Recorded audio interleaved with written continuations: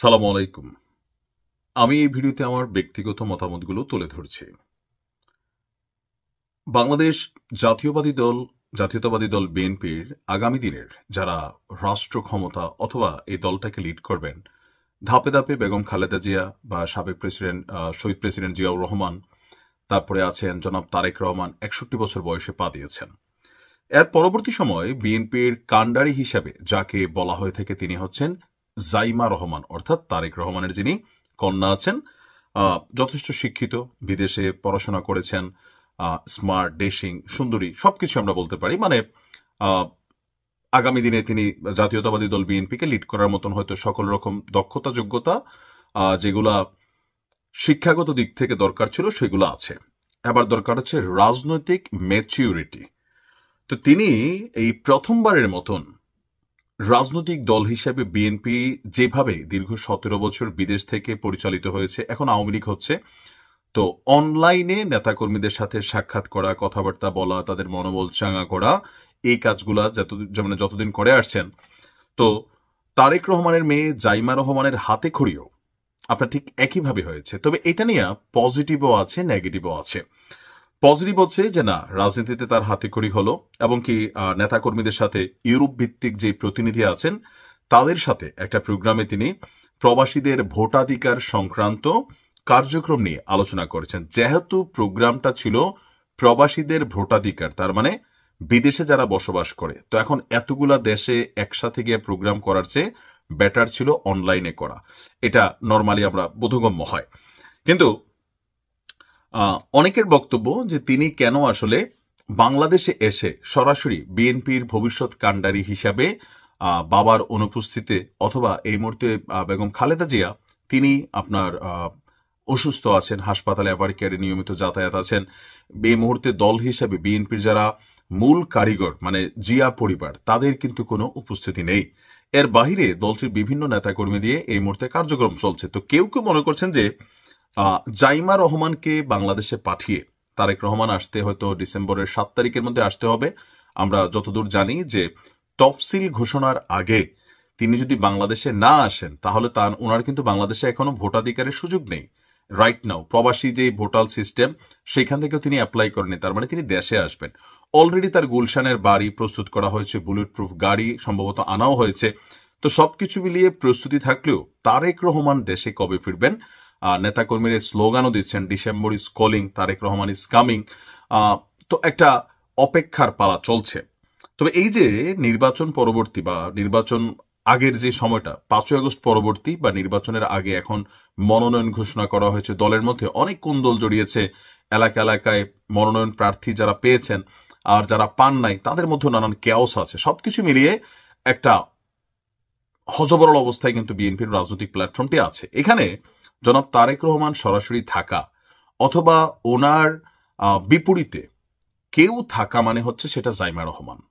যদিও বয়স খুব বেশি না, তারপরেও ওনার যে জায়গা বা তার যে শিক্ষাগত যোগ্যতা, দক্ষতা, সেখান থেকে তিনি এসে মোটামুটি হয়তো অনেকটা ব্যালেন্স করতে পারতেন, অথবা মাঠ পর্যায়ে এই যে মির্জা ফখরুল ইসলাম আলমগীর সারা বাংলাদেশ চষে বেড়াচ্ছেন, সেখানেও তার সরব উপস্থিতি জাইমা রহমানের দলীয় নেতাকর্মীদের অনেকটা মনোবল চাঙ্গা করতো। কেউ কেউ বলার চেষ্টা করছেন যে দুধের স্বাদ ঘোলে মেটাইতে পারত, যে না, জনাব তারেক রহমানের মেয়ে অন্তত এখানে আছেন। ইভেন রাজনীতির মাঝে পরিচিতি হবার বা পরিচিতি নেওয়ার যে বিষয়টা থাকে, এটা তিনি এই মুহূর্তে পারতেন। অন্য সময় এটা একটু কিছুটা হয়তো এতটা পপুলারিটি অথবা জনগণের কাছাকাছি যাওয়ার যে সুযোগটা, এতটা অন্য সময় থাকবে না।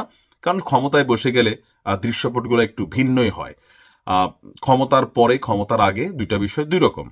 তবে আমার কাছে ব্যক্তিগতভাবে মনে হয় রাজনীতির ব্যাপারে, যেহেতু এটা তার প্রথম লাইভ বা প্রথম বৈঠক, এমনি ওনার ফেসবুক পোস্ট ঘাটলেও রাজনীতিতে ততটা সম্ভবত সরব না জাইমা রহমান। বা থাকে না যে বিদেশে যারা আমরা পড়াশোনা করি বা থাকি, উচ্চশিক্ষা নিয়ে নেই, তো বাংলাদেশের রাজনীতিটাকে টোটালি আমাদের কাছে কিন্তু আনকালচারই মনে হয়, যে এখানে রাজনীতি মানে ভেজাল, মারামারি, গুম খুন, রাহাজানি, রাষ্ট্রীয় সম্পত্তি নষ্ট করা। বাংলাদেশে কিন্তু এগুলাই রাজনীতির যে সার্বিক প্রেক্ষাপটটা। তো বিদেশে থাকার পর আমাদের কাছে মনে হয় যে আমাদের দেশের রাজনীতিগুলো এমন কেন। তো জাইমা রহমানও বিদেশে বড় হয়েছেন। আপনি আওয়ামী লীগের সময় দেখেন সজীব ওয়াজেদ জয় রাজনীতিতে খুব বেশি অ্যাক্টিভ ছিলেন না, তিনি কয়েকটা পোস্টে টোস্টে বসে ছিলেন। আবার পুতুলকেও দেখেন যে রাজনীতিতে তিনি খুব বেশি অ্যাক্টিভ ছিলেন না, বিভিন্ন পত্রদে বসে টসে ছিলেন, বাকি রাষ্ট্রীয় প্রোটোকল সুযোগ সুবিধা এটা তারা উপভোগ করেছেন। কিন্তু রাজনীতির মাঝে যে আওয়ামী লীগকেও ভবিষ্যতে কারা লিড করবে এ নিয়ে যখন এখন প্রশ্ন আসছে যে রাজনৈতিকভাবে কে বেশি ম্যাচিউর, জয় এখন অনলাইনে তিনি কাজ করা শুরু করছেন। তো আসলে ওইভাবে কিন্তু যে শেখ হাসিনার বিপরীতে যে ক্যারেক্টারটি ফ্যামিলি থেকে আসা দরকার, আওয়ামী লীগের 17-18 বছরের যে রাজনৈতিক গোল্ডেন টাইম পার করছে, এই সময় তারা দুজনের কেউই ধরেন রাজনৈতিক ম্যাচুরিটিটা দেখাইতে পারে নাই। এমনিতে ঠিক আছে যে শেখ পরিবারের সদস্য সন্তান সেটা আলাদা, কিন্তু ওইটা পারে নাই। তো তদ্রুপ জাইমা রহমানও এই যে সুযোগটা পাচ্ছেন, কেন আসলে তিনিও দেশে আসছেন না? যেহেতু ওনার মা তারেক রহমানের কি বলে যে স্ত্রী, তিনি বাংলাদেশে আসছেন, ঘুরে গেছেন। তো সেই জায়গা থেকে উনি হয়তো বাংলাদেশে আসতে পারতেন, মানুষ খুশি হইতো। অনেকেই আপনার এটা মনে করছেন যে মায়ের সাথে সম্ভবত তিনি আসছিলেন কিনা আমি জানি না, যদি আয়সা থাকেন চলে গেছেন নীরবে, বাট রাজনৈতিক কোনো কর্মকাণ্ডে নিজেকে সম্পৃক্ত করেন নাই। তো কেউ কেউ বলছেন, বলার চেষ্টা করছেন যে এটা হচ্ছে রাজনৈতিক হাতেখড়ির প্রথম ভুল। কোনটা? যে নেতাকর্মীদের সাথে ইউরোপের নেতারা, তারাও তো দেশে নাই, তারা প্রবাসী, তাদের সাথে কথা বলা, মিটিং করা একটা দরকার ছিল। বিএনপির যে কোনো একটা প্রোগ্রামে সশরীরে যে তারেক রহমানের মেয়ে উপস্থিত থাকবে, সেই প্রোগ্রামটার গ্লেজটা বা সেটার যে ভ্যালুটা, নেতাকর্মীদের কাছে যে উচ্ছ্বাস তারেক রহমানের মেয়েকে দেখার খুব কাছ থেকে, এটা ভিন্ন একটা বার্তা দিত। হাতেখড়িটা অনলাইনের মিটিংয়ে না হয়ে যদি অফলাইনে মাঠ পর্যায়ে তিনি একটা মিটিংয়ে সামনে আসতেন, তাহলে তার আত্মপ্রকাশটা রাজনীতিতে ভিন্নভাবে হতো অথবা বেটার হতো। বাট অনলাইনের যে মিটিংটা ছিল সেটার কিন্তু প্রেক্ষাপটটাই ছিল অনলাইন মিটিং, যে প্রবাসীদের ভোটাধিকার ইউরোপ ভিত্তিক, তো অনেকগুলা দেশ, তো এত দেশে তো ঘুরা কতদিন সময় লাগবে, শ্রম পারিশ্রমিক মানে শারীরিকভাবে একটা ক্লান্তির বিষয় আছে। সম্ভবত এই কারণেই তিনি অনলাইনে করছেন। তবে আমার কাছে মনে হয় যে আগামী দিনে যারা এই দলগুলোকে লিড করবে, কোথাও না কোথাও এই পরিবারগুলোই লিড করবে। কোকো যেহেতু মারা গেছেন, তার পরিবার রাজনীতিতে তেমন আলোচনা না, যেমন শেখ রেহানা ওইভাবে ছিলেন, কিন্তু ওনার ছেলেমেয়েরও রাজনীতিতে আলোচনায় ছিল না, ছিল কে শেখ পরিবারই। যে জয় অথবা পুতুল, বা এখনো গুঞ্জন শোনা যাচ্ছে এই দুজনের মধ্যে কেউই হবেন পরবর্তী সময় আওয়ামী লীগের কাণ্ডারি। তো বিএনপিতে যেহেতু তারেক রহমানের একটাই মেয়ে জাইমা রহমান, সুতরাং তিনি চান না চান এই পরিবারটা তাকে অটোমেটিক টানবে, বা তাদের নেতা কর্মীরা তাকেই টানবে। তো সেই ক্ষেত্রে সুন্দর হইতো যে তিনি দেশে আসছেন, বিএনপির একটা বড়সড় একটা প্রোগ্রাম থাকতো, তিনি সেখানে লঞ্চ করতেন। সাধারণ মানুষের কাছে যাওয়া, এটা বিদেশে থেকে বড় হইলে বোঝা যায় না। এই যে গ্যাঞ্জাম, ক্যাঁকু প্যাঁপু, মানুষের উচ্ছ্বাস উল্লাস, বিদেশে আমরা যারা রাজনৈতিক দলগুলোর অবস্থান দেখি, এগুলো টোটালি ডিফারেন্ট, বাংলাদেশের সাথে 2%ও মিল নাই, কিন্তু বাংলাদেশ আলাদা। তো এটা ভুলও বলতে পারেন, রাজনৈতিকভাবে যে সিদ্ধান্ত নেওয়ার একটা ভুল হয়েছে, যে ওনাকে অফলাইনে প্রথমে নামাইয়া অনলাইনে পরবর্তী সময় তিনি মিটিং করতে পারতেন। আবার আরেক দিক থেকে হয়তো বিএনপি ভালো জানে, জনাব তারেক রহমান ভালো জানেন যে কোন চিন্তায় তিনি এই সিদ্ধান্তটা নিছেন।